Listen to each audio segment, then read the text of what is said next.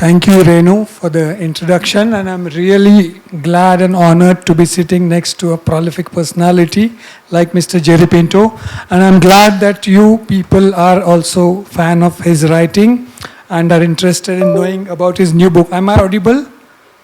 Oh, thank you. As you have heard, we are going to talk about his latest book, A Good Life, The Power of Palliative Care. Before I begin the formal interaction, I'm reminded of and I believe most of you understand Marathi, so I'm going to recite two lines of a saint in Marathi, Sant Tukaram. त्यांच्या दोन ओळी मला आठवत आहेत. याचसाठी केला होता अट्टहास, शेवटचा दिस गोड व्हावा. Have you heard about it? Yes. याचसाठी केला होता अट्टहास, शेवटचा दिस गोड व्हावा means all my life, whatever I did, that is of course about his spiritual work, but what we do is for the life when we are coming to the end of our life. Should be peaceful, happy, painless, and at, very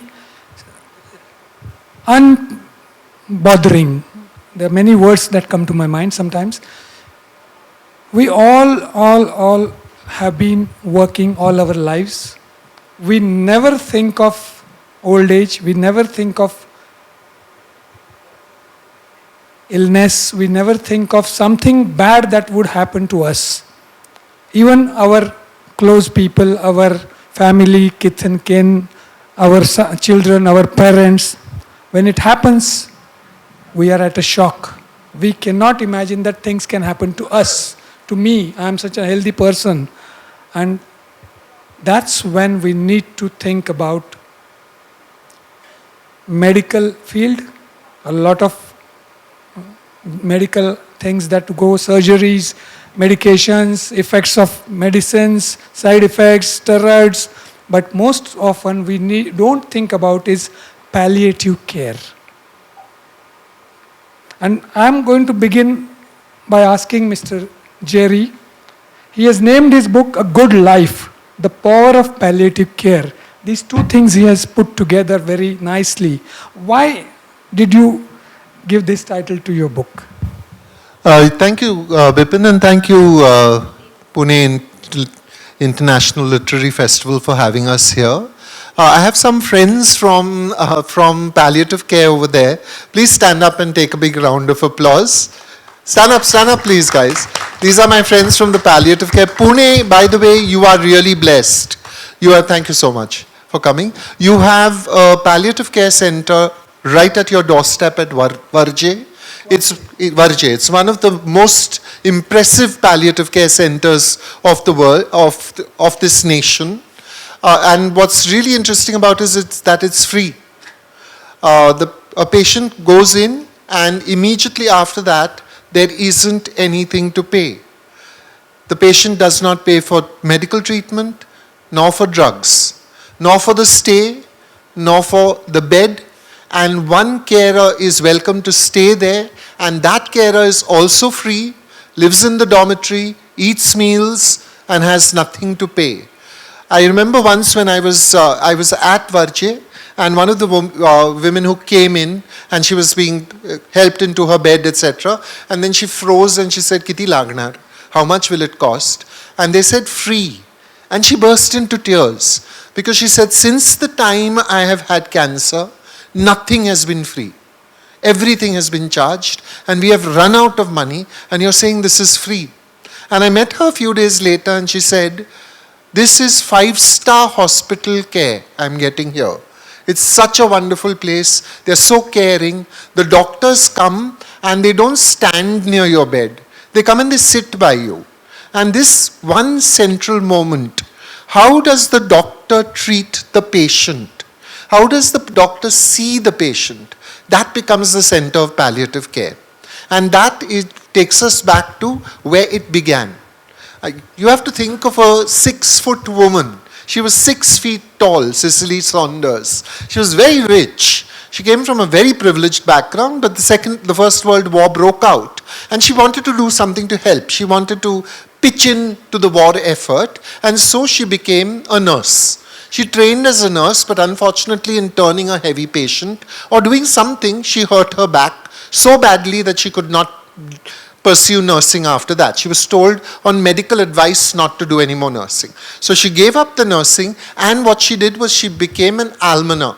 Now an almoner is what we would now call a social worker. She went looking at patients, talking to them, seeing how they were being treated, and she discovered that when patients were dying, when the cancer patients were dying, they were made to put at the corner of the ward where no one could see them and no one could hear their pain as well.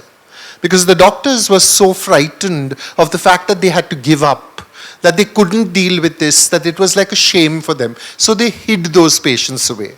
But of course, Cicely would walk straight to those patients to talk to them, and there she met the love of her life, David Tasma. He was a Polish refugee, and he had incurable cancer, and he was dying, and they fell in love. The two of them, the 6-foot woman and this dying man, fell in love. It was a deeply spiritual bond.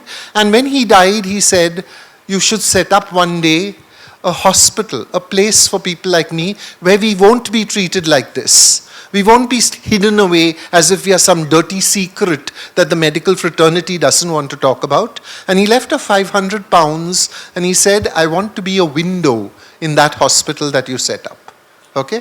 And that is the beginning of St. Christopher's Hospice, one of the greatest revolutionary moments. It's no surprise that across the pond in the 1940s, Elizabeth Kubler-Ross is walking to the end of those same wards in America, but talking now to the dying and asking them what they feel about death, asking them what they feel about their situation and the state they're in, and then she formulates those 6 magnificent stages of grief that she talks about. To walk, see, what I think happened in the 20th century is that medicine became a priesthood. Okay? Up to that time, medical doctors, they did their best, but they didn't have much to do. Look at what they did to George Washington. They drained him of blood practically. He had a bad throat. George Washington couldn't speak. His throat was strained and sore and he was coughing, and they kept draining blood out of him. They drained 4 liters of blood. The poor man must have died just of not having blood inside him. Okay? That's it.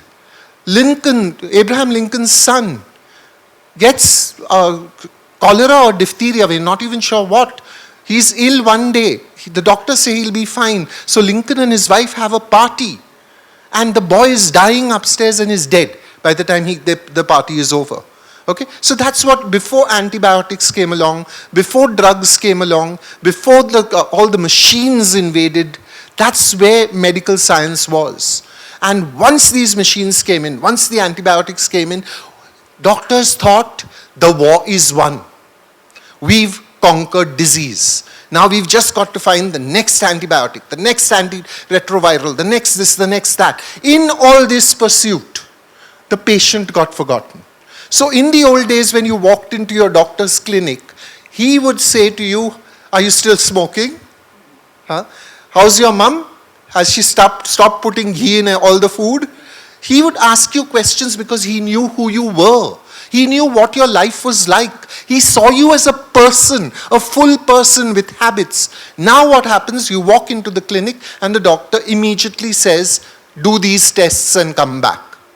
Now when you have tests, you've become a series of numbers.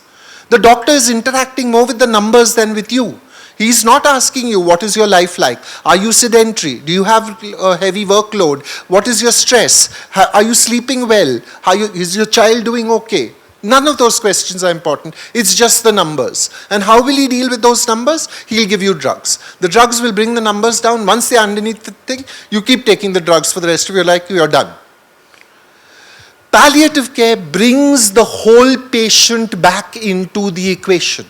Because the doctor is told you will not talk about the patient as hepatitis in bed 7.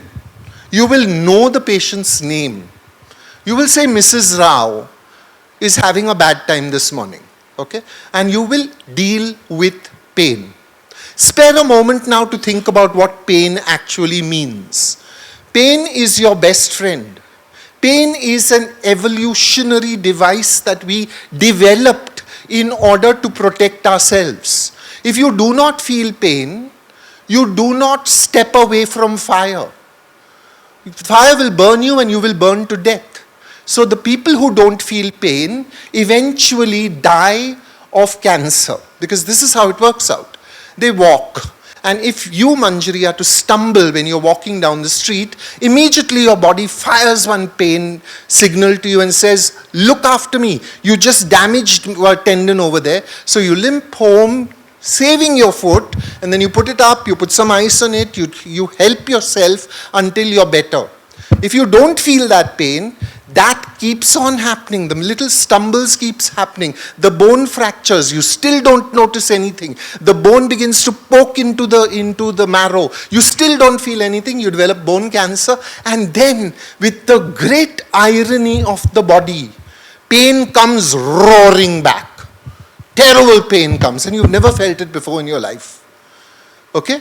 So pain was developed by the body in order to protect you, to give you your best chance at survival. And so pain is inevitable. But suffering should not be inevitable. If you are in pain, someone should recognize it. And doctor after doctor across the country told me that we do not look at suffering of the patient. We don't even think about it. We are not taught about it. We are not asked to ask the patient, are you in pain? How much pain? You just assume that if the patient isn't screaming, they're fine. And you get on with your work. So this is a gentle revolution. Palliative care is a gentling revolution. It seeks to bring this thing called pain into the foreground and to say, if pain is inevitable, we accept that. But we do not accept that suffering is inevitable. And go back again to Cicely Saunders, who began to think very much about pain. And she said, physical pain in suffering is only one aspect of it. There are many other aspects. And the other aspect could be economic pain. How am I going to pay for this disease? How am I going to pay for the fact that I'm not working? It could be psychological. If you develop, say, vitiligo tomorrow, and your face breaks out in white patches, you go to a dermatologist and he'll tell you, kuch nahi hoga, this is only cosmetic. To say to someone it's only cosmetic when they are being disfigured, when white patches are jumping all out over their faces, is to ignore suffering. Because there is no pain. Right? Vitiligo causes suffering, but it doesn't cause pain. Right? And this is something that needs to be considered as well. Then there could be bureaucratic pain, she points out, because most old hospitals, just, like for instance, if you look at any of the, not the big tower hospitals that have come up now, but if you look at a Tata Memorial, or you look at Army Hospital, first you had a building. Then someone came along and said, "Are radiology ka ek department bata de, I'll give you some money." And you put that wing there. Then someone said, okay, I'll give you a laboratory, you put that wing there. Now you have a whole series of things, of departments and wards, and everyone in the hospital knows how to get around. But anyone coming in has no idea what is going on. They walk into the hospital and someone says, kya hua? Seene mein dard hai. Acha, ECG karwao. No one stops to say, what is ECG? Wahan aapke saath kya hoga? How will you feel when you are going there? When you go, for instance, to an MRI, the fact that you're going to be, slid into a tunnel that looks very much like a coffin, which can start people who have claustrophobia panicking. You have to lie very still. Strange noises are happening all around you. None of this is explained. You are just supposed to do it because the doctor has told you. You've become literally a package to be sent around to 10 different places, and all those reports are coming, and then the doctor sits down and may tell you something that will change your entire life at this point. Your life is, if you are, suppose, an 8-year-old boy, who has had a problem with tiredness, a problem with constantly wanting to drink water, constantly urinating, constantly hungry, eating. So then you've taken him to the hospital and the doctor comes back with the blood sugar report and says, isko diabetes hai. Straight off. If anyone asks the kid what he is feeling at that point, the kid will tell you, this is like a death sentence for me. Because it means no cake now. It means when there's a school party, and someone has a birthday party in school and they bring one sweet for everybody, I have to say no to the sweet. How do you process this? And infantile diabetes, juvenile diabetes, we say this casually, but we're not asking how do those kids manage the day-to-day of saying no to sweets, because almost everything that we do for children to make them happy has sugar. We do sugar to make children happy. That's what we do. Cake, ice cream, chocolate, candy, Coca-Cola, everything has sugar. How do you tell this child this is not going to happen for the rest of your life? For the rest of your life, you're going to have to fight this. How do you tell a 50-year-old man who's like been hale and hearty, you have 3 months to live? That then is, how does the doctor communicate with the patient?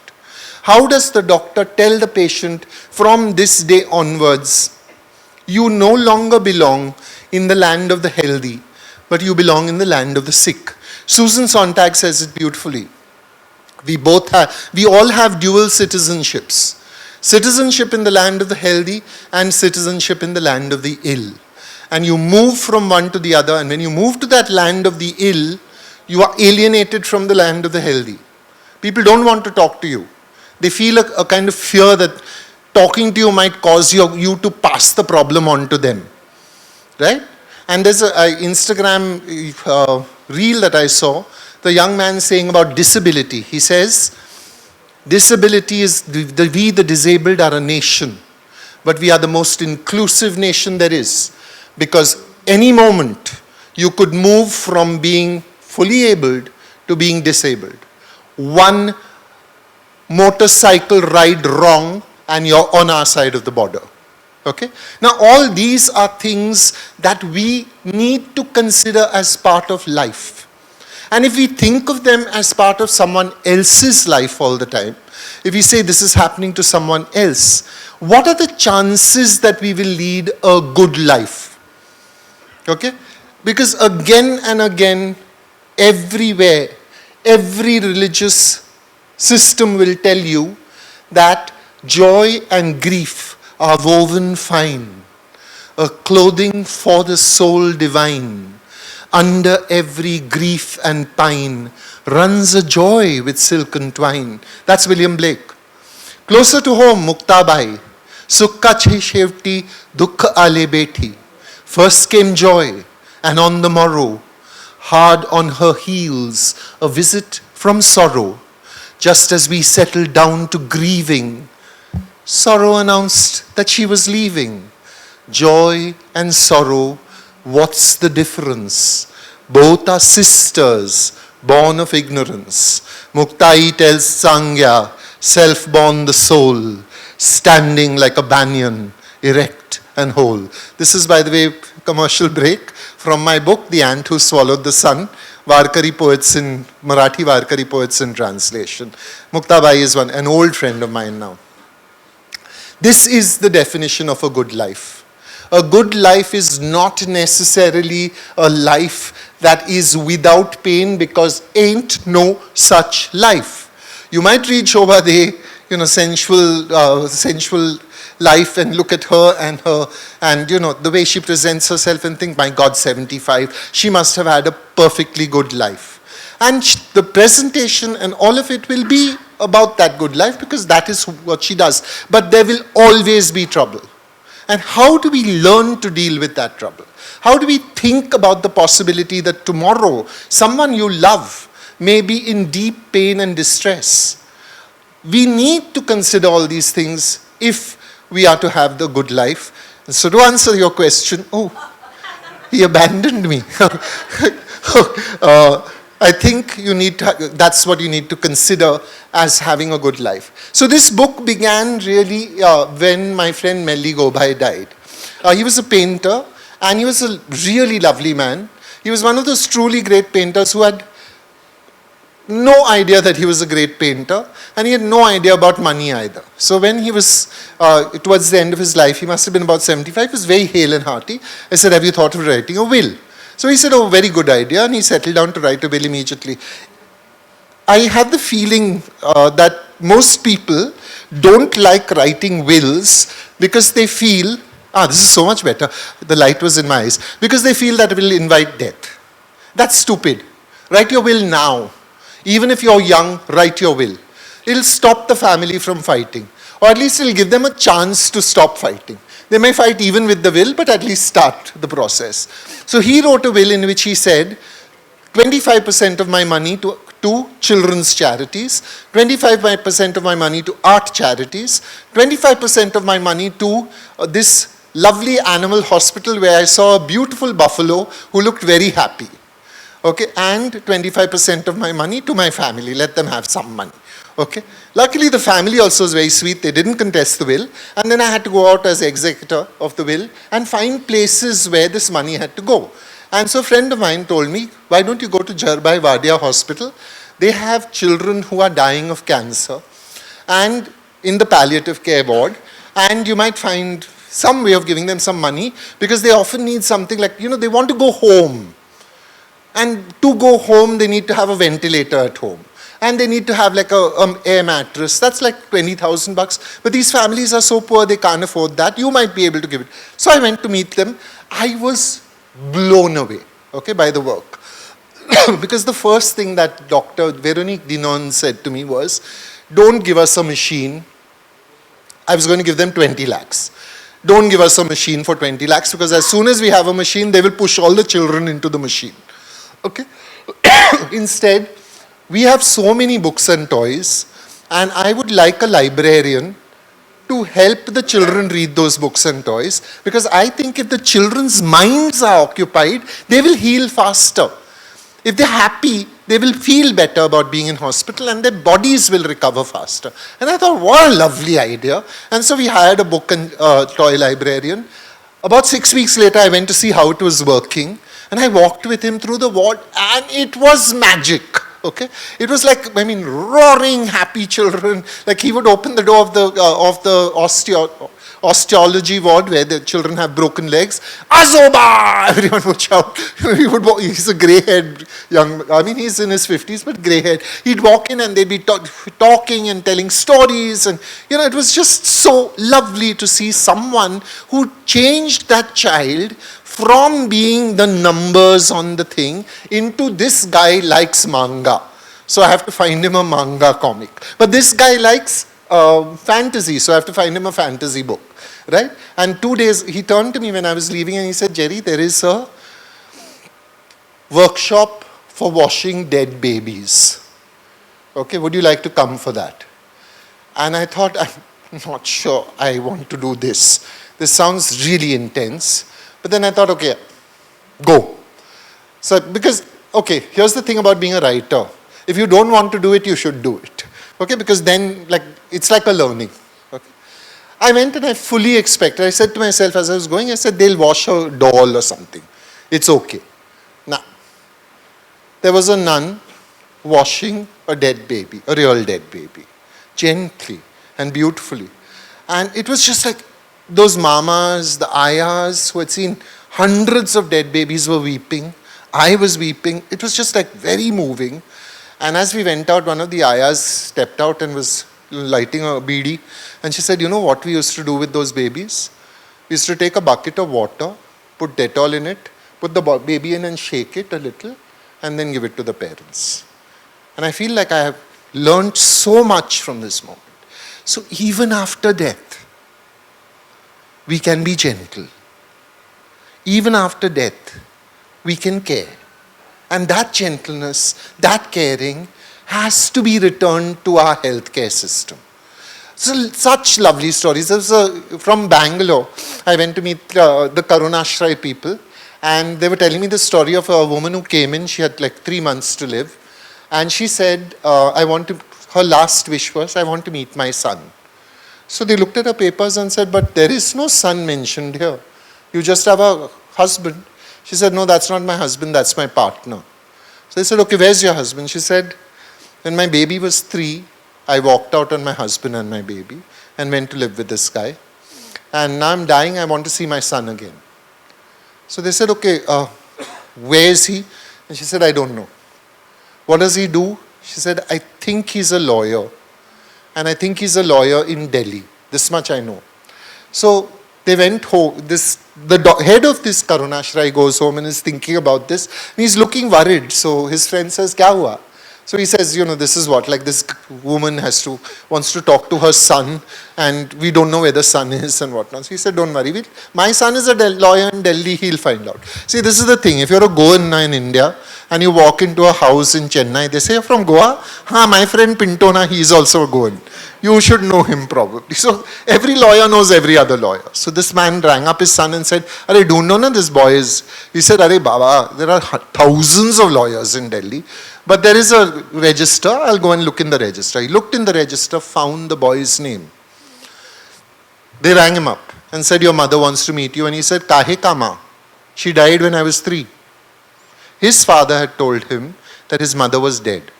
Now this boy is being told, your mother is alive. And it's a shock. Because he says, why do I want to meet this woman who walked out on us when I was 3? I'm not coming. I refuse. Then they had to go and tell her this. And she was broken by it, okay? And she was telling the doctor, I fell in love. I was like so overwhelmed. I just had to leave. And so the doctor called him up again and said, think about it. You don't have to come. Maybe you can talk to her on the phone. So he said, okay, I'll talk on the phone. And they talked on the phone. No one knows what they talked about, but she felt much better after that. And 2 days before she died, he came and saw her.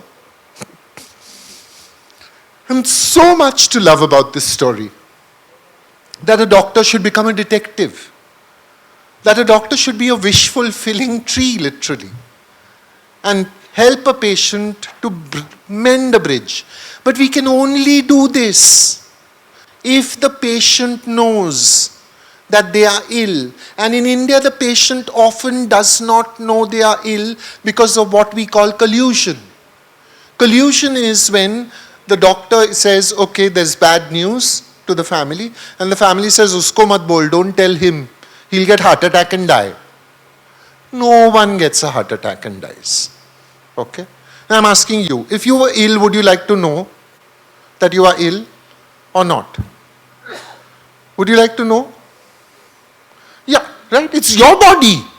Who else has a right to know? More than you who has a right to know. And yet we do not tell them. Right? So if you are ever faced with this question, should I tell or should I not tell? Please tell. Okay? Because sometimes the suspense is terrible. There was one case in Visakhapatnam where this man was told he has now 3 weeks to live. So maybe palliative care, you go to a hospice. And he said, but why hasn't anyone told me before? And he called his family, he said, I don't want to see you for the next week. Get out of here because you all didn't tell me, you lied. Then for the next week, he began to settle everything. He got his lawyer in, he wrote his will, he got his CA in, he did all the nominations, he did everything. Then his sister he had not met for 20 years. He called her up, he made his peace with her. And he got this because he was told. He was allowed to do this because he was told. If you are not told, you cannot do your bucket list. You cannot repair your bridges. You cannot change your life. Whatever is left of it.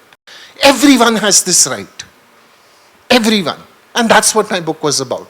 To say to people, this is your right. To say that you have the right to choose when you want, how you want to go.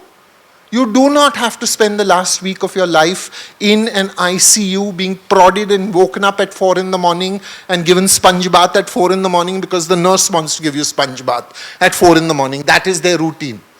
Okay? Everyone knows that sleep heals. But they will not let you sleep in the ICU. Everyone knows that you should be in a nice cool room, but not a cold room. Most of the people are old there, but the temperatures are kept low because the machines need to be kept low. Temperatures, we care more for the machines than the people. So those people are freezing. They tell you when you go to the ICU, bring socks, my feet are so cold. Okay?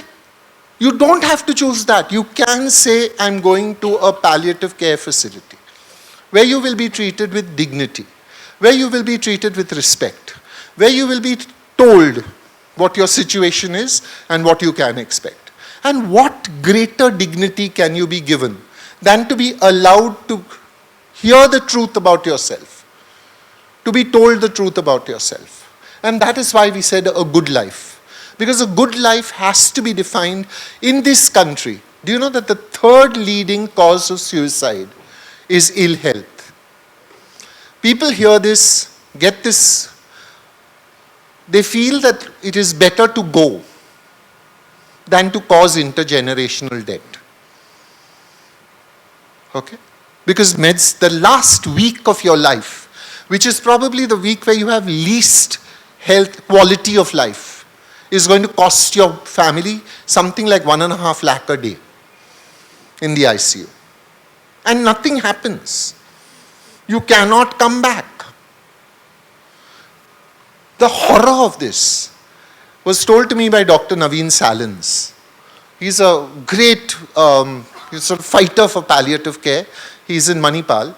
And he said, when he was a resident doctor in the intensive care unit, one of his jobs was to tell, when the patients ran out of money, that 1.5 lakh a day was no longer available, they had to go and tell the people, और कुछ नहीं हो सकता है, अभी उसको घर ले जाओ.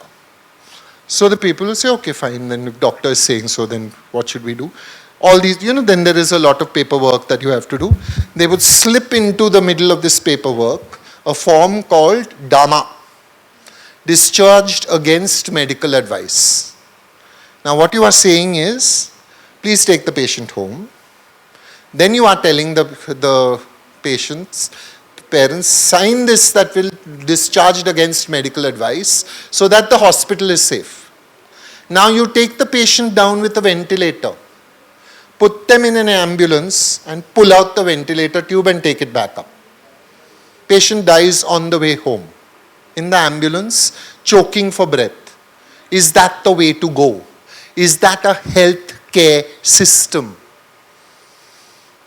This is the revolution that palliative care seeks to create. To stop this.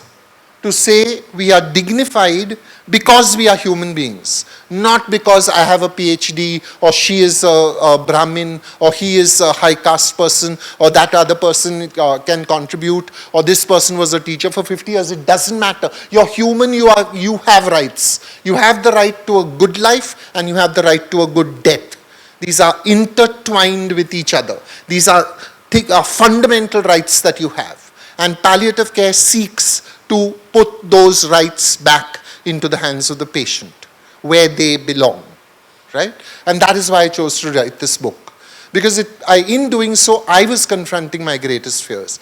My great fear through my growing years, and the reason why I wrote poetry so long was death. Because you're afraid of death. I'm no longer afraid of death after doing this book, because I saw people confronting it with such calm. Jyotsna Gandhe, who was at Varche, okay, she said, I'm going. I'm on my way. I'm ready. I'm comfortable. My children are settled. I've fought cancer once. I was cured. And then the doctor once had a patient come in who looked very frightened. His wife was ill. And he said, why? The doctor asked him, why are you looking like this? And he said, no, because my wife cooks for me. I wonder if she'll be able to cook again. So he said, now go outside and see Mrs. Gandhe who's sitting there. And she had the same cancer as your wife. See how she's dealing with life and come back. He went out, looked at Mrs. Gandhi, who was busy directing traffic around the ward, and he said, okay, chalel. He was completely reassured. I find these stories, I thought palliative care would put me through this ringer of, and it did. There were I wept all over the country, okay? Like I cried sitting with people, I cried thinking about them going back, I cried about like that magnificent story Dr. M.R. Rajagopal told me. This story is in the book. You must read about it. It's the story of a woman and her 4 sons and how she went to them and asked them to vote for life and death. And 3 of the sons voted for death. 1 son voted for life. And because that 1 son voted for life, all 4 of them were given that chance at living, and how palliative care made their life so much better. A good life is available outside. If you have any questions right now, please feel free. The team from Varje is here if you need more details about palliative care, and you can chat to them. There's a helpline in my book which tells you where palliative care will be available anywhere in the country, if it is available. In some places, unfortunately, it's not. We have estimates at the beginning of the palliative care revolution, only 1% of India had access to pain relief. It has now grown. If you want to be optimistic in the way that our government is optimistic, you can say it has grown 300%. If you want to be real, then you say it has grown to 4%. Okay, choose. Hi, Jerry. Yeah. Can I interrupt a bit? Certainly, yeah. If you may give me a chance. Hi. Yeah. I think we met before. You look familiar. Yeah, somewhere. Yeah. So guys, Sorry, that was a wonderful presentation, but we are short of time. Yeah. So we need to take questions, at least to give the gift hamper. Okay. So if you have any questions, Yatin, please feel free to ask. go ahead. Thank you. Here's your mic. So my question to you is, you told while writing this book, Jerry. while writing this book, you sat with so many people and you cried along with them, right? After a certain I point, laughed with them also, huh? yeah, Often, you yeah. laughed with them. But after a point of time, wouldn't it become monotonous and, you know, like it won't affect you to a point where you would laugh with them or cry with them or? The good thing about being a writer is that I am always interested in people, regardless. I can't remember any one person in conversation with me boring me. Okay? Because even when they're being pompous, even when they're being stupid, even when they're being illiberal, when they're being thoughtless, the writer in me is awake, listening to them for rhythms, for patterns, for speech habits, for thought habits. We are shamelessly parasitic in that sense. So if you're telling me your story tomorrow, I may have heard a similar story 100 times. But in the details of the telling, in the way you are telling, in the expression, I treasure your story. I will never ever be bored by a story, and the day I will be bored by a story, I will put down my pen, stop writing, and go do something else where I can be of use. Because I will be of no use to humanity if I ever get bored of a story that I'm hearing. Yeah. So my name is Namita. So what you suggested about palliative care is more about holistic approach to life. And me being an educator, I also believe very strongly that there's something called as holistic development of a child. So if I have to also just go back a year, my mother also suffered from cancer. And the immediate impulse that one has is to reach out to the medical system, even though deep in your heart you know that probably they're kind of just doing the things that might not be the most appropriate, which seems almost like a mindset issue overall as a society, as a system.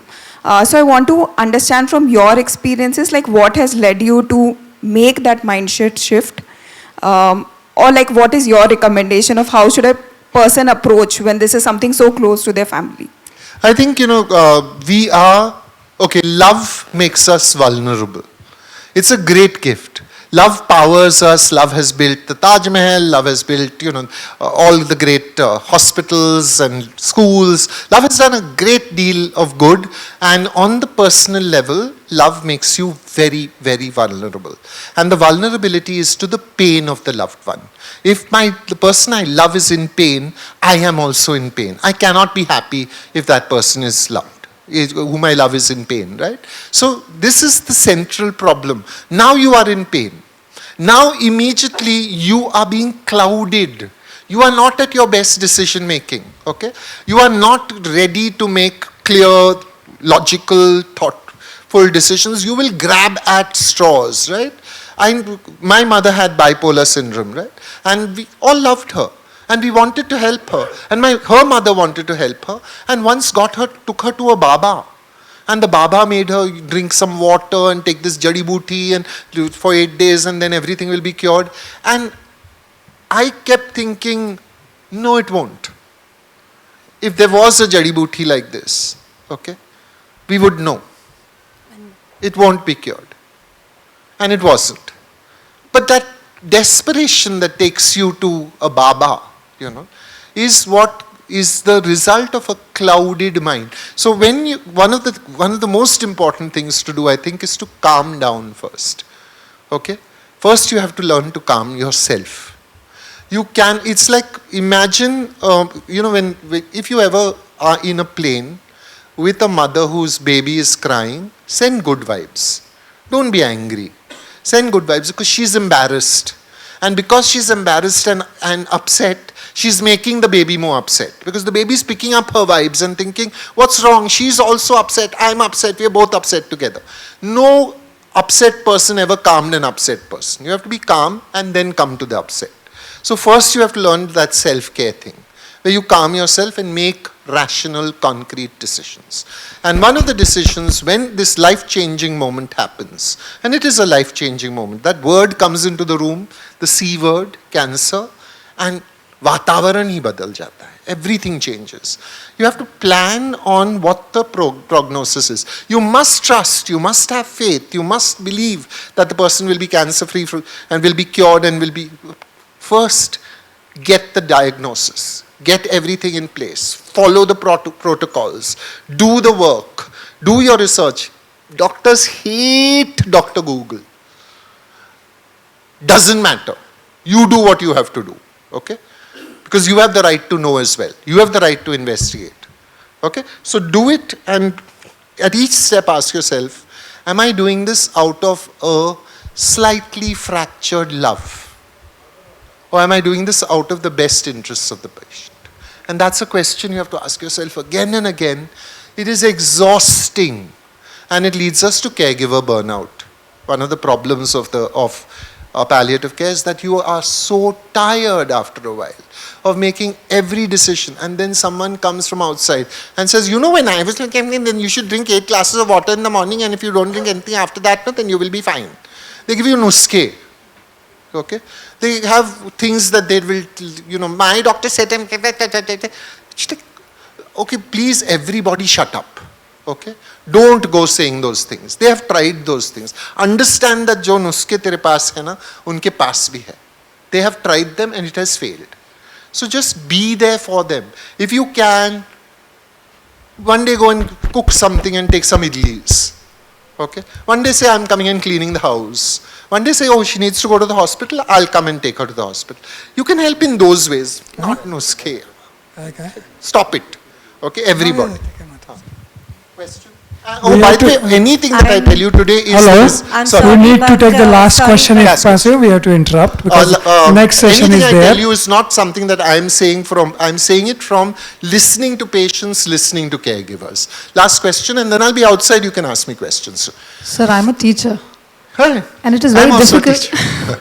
teacher. It is very difficult for me to convince my students to indulge in reading. Please give me some remedies I want to take back home. First, I always tell my students this, and understand this, we all know what is good for us. Your students are idiots.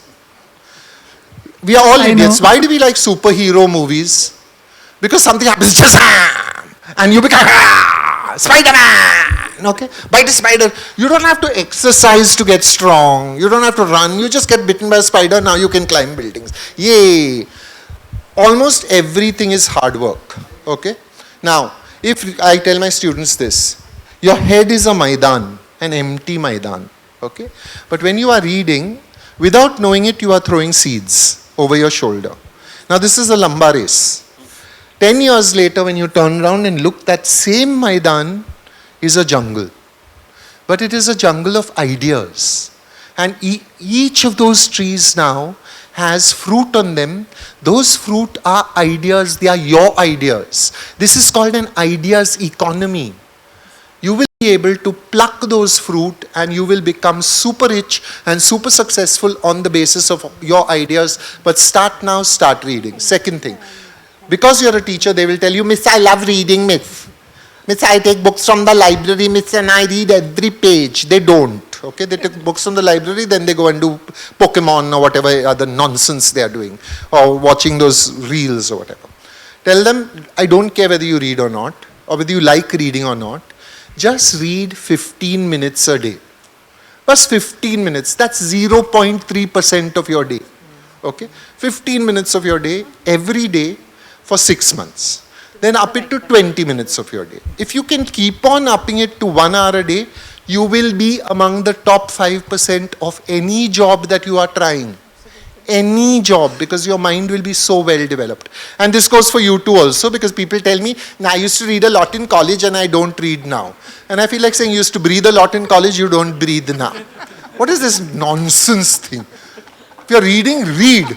Literacy is a privilege. Literacy is something given to us.